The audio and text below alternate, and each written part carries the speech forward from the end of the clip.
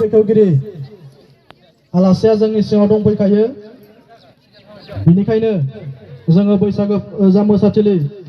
बेखौ बेखेवनो सिगांबाय गिबियावनो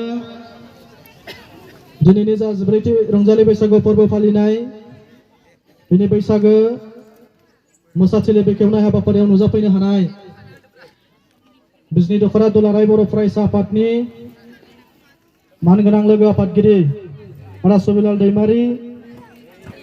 आरो बिथांनि मावथिफोर बरलागाव दालाय एबसुनि लोगो आफादगिरिजों लोगोसे गासै मावथि बिथांमोन बरलागाव ओनसोलनि गासै सानसुमै समाज सिबियारि बिथांमोन गासैनिसिमबो गोदान बोसोर आरो रंजालि बैसागोनि खुलुमनाय सिबिनाय आरो गाहाम हामलायनायखौ बयनिसिमबो बावहरनाय जाबाय।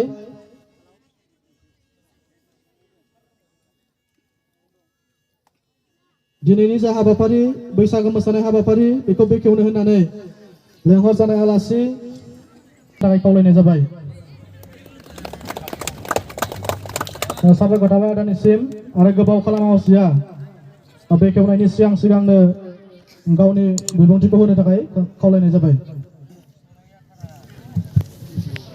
बरलागाव दालाय दुलाराय बर' फरायसा आफादनि बानजायनायाव सिखिरि सिख्ला रंजालि बैसागु खुंफुं आफाद जथायै 14थि रंजालि बैसागु फोरबो फालिनाय दिनैनि जोबथा हाबाफारि बादायलायनायनि जोबथा हाबाफारि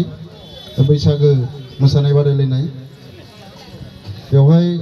नुजाफैनो हानाय बरलागाव दालाय एबसुनि आगुनि दैदेनगिरि नोंथांमोन बरलागाव ओनसोलनि गासै फोरोंगिरि नोंथांमोन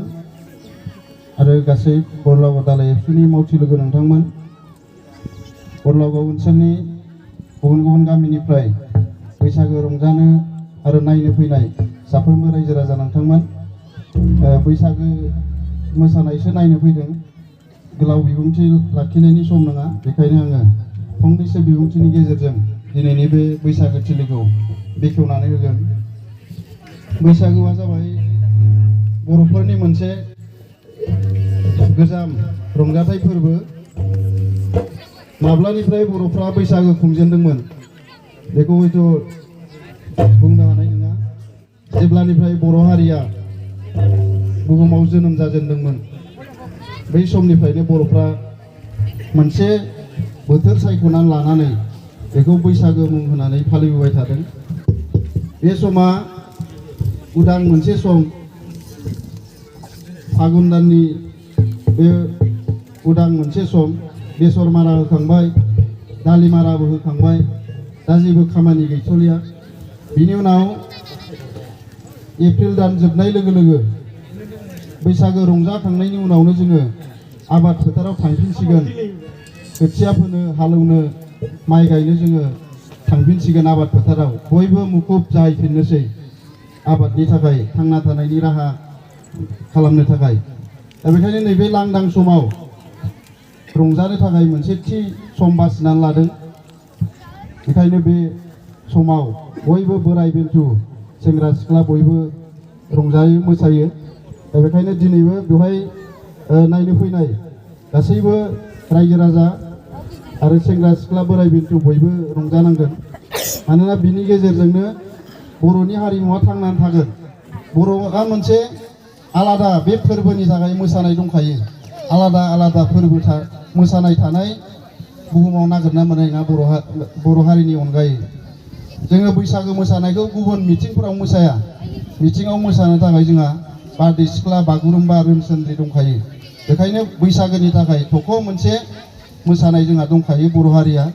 दा बेखौ जोङो जेब्लायबो लाखिलांबाय थानांगोन आरो बैसागो फोरबोखौ जोङो सिगां समाव नुदोंमोन जोङो उन्दै उन्दैबा गामियाव बोराय बुरै सेंग्रा सिख्ला ज' ज' ओंखारनानै न'खर न'खर जौ लोंलायनासो मागियोमोन दा बेखौ एसे फोसाबनानै बिनि उनाव आरो गेजेराव फैबाय जों जेब्ला 5 बोसोर 6 बोसोरनिमोन बै समाव जोङो मिलिटारि मोसानायबो नुबोदों मिलिटारि मोसानाय मोखाङाव हांगार फोनबाय सिलाय लाबाय बे मिलिटारि मोसानानै न' मागियो बेखौबो जोङो फोसाबबोबाय बर' हारिया बियो मोनसे हाथियारनि गोहोम खोख्लैगोन बर' हारियाव होननानै मिलिटारि मोसानायखौ फोजोबबोदों बिनिफ्राय जों आरोबाव बेखौ साबना हामना खालामनो थाखाय जौस्राङाव लाबोनाय जाबाय बैसागोखौ बेवहाय बयबो जयैनो जाहाथे रंजानो हायो बेवहाय नोङो गामियाव न' मागियोबा लोंला जालाया बारा जायो दा बेखायनो जोङो जाहाथे बेखौ एसे मोनसे गोदान मुगाजों खारफानो थाखाय बैसागोखौ स्टेजाव लानानै फैबाय आरो बेवहायनो जोङो बैसागोआव बेहाय बैसागो जानायखौ बेवहायनो मोसाबाय बैसागो रंजानायखौ बेवहायनो खालामबाय दा बेखौ जोङो उननि समसिमबो बेबायदि गाजा गोमजायैनो लांबाय थागोन आसा खालामबाय उननि समाव बरलागाव दालाइ एबसुआ जोबोद गाजा गोमजायै बे फोरबोखौ फालिगोन आरो मोनसे बरलागाव दालाइ एबसुनि सिङाव गुबुन गुबुन गामिफोरनाव फोरमायखानानै दोननांगौ जे लावगाव दालाइ एबसुनिया सिख्रि सिख्ला रंजालि बैसागोआव उमुख थारिखआव लाबाय बे खालि बरलागाव दालाइ एबसुनि सिङाव मोनसेबो गामिया बैदिनखालि प्रग्राम लाजाबनो मोना होमबासो जों ग्रोम ग्रोम जागोन दिनै खोनाबाय मोखोनागुरियाव दङ मोखोनागुरिनि बांसिना बेवहाय बाहागो लाफैगौमोन नाथाय गामियाव खुंनायनि थाखाय ओरैहाय बाहागो लाफैनो हायासै बेबायदि आख' फाख' जायो बेखायनो उननि समाव जाहाथे जोङो बेखौ गोरोबलायनानै लानांगोन आङो बेखिनिखौनो बुंबाय जोबथारनायाव बैसागो रंजालि बैसागुनि आंनि गेदेरफोरनि गोसो गोरबोनिफ्राय सिबिनाय खुलुमनाय बावबाय लोगोफोरनिसिम गाहाम हामलायनाय बावबाय आरो उन्दै उन्दै फंबाय बिनानावमोननो आंनि गोसो गोरबोनि अननाय मोजां मोननायखौ बावहरबाय लोगोसे बैसागो जाखांनायनि उनावनो मेट्रिक आनजाद जागोन 10 मेनिफ्राय दा बेयाव आनजाद होगोन फरायसाफ्रा जाहाथे मोजाङै आनजादखौ लिरनो हागोन आरो बेखायनो खावलायदों मेट्रिक आनजाद होगोन फरायसाफोर दंबा अननानै सान हाबनायनि सिगां नैबे मोसानाया जोबनायनि उनाव गावनि खामानियाव थांफिननांगोन बैसागोआ फैबाय थागोन उननि समावबो फैबाय थागोन बोसोरै खुंजाबाय थागोन बेखायनो जाहाथे नैबे मेट्रिक आनजादा मोजां रिजाल्ट जानांगौनि थाखाय जाहाथे हराव बाहागो लाया मेट्रिक केन्डिडेट एचएस केन्डिडेटफ्रा आङो बेखिनिखौनो खावलायबाय जोबथारनायाव बयनिसिमबो गाहाम हामलायनाय बावबाय दख'रा एबसुनि जानानै आरो आंनि फारसेनिफ्राय आरो दिनैनि बे बरलागाव दालाइ एबसुनि जे बैसागो मोसानाय बिनि लांगोनाखौ बेखेवना होबाय होननानै फोसावबाय गोजोन्थों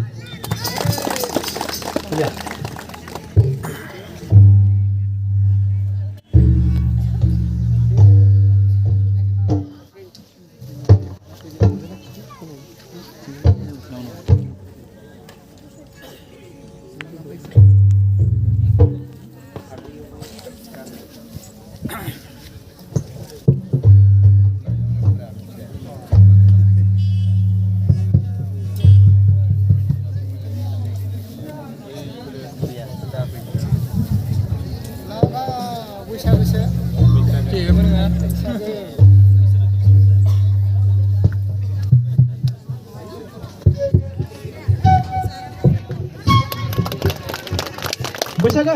बैसागो बैसागो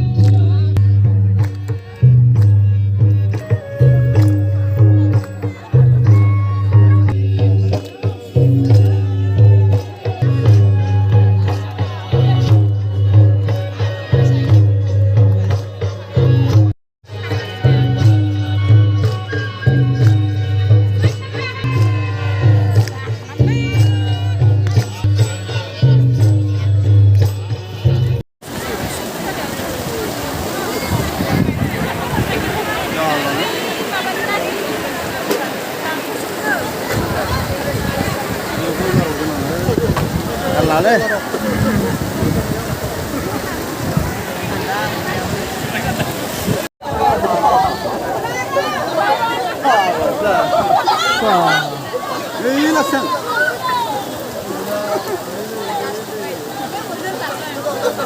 udah langsung jauh ceng ya tuh panda banget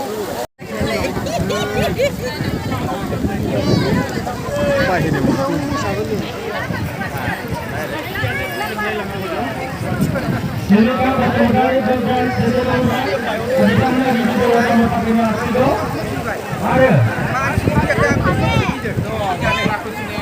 Bitangan bersama ini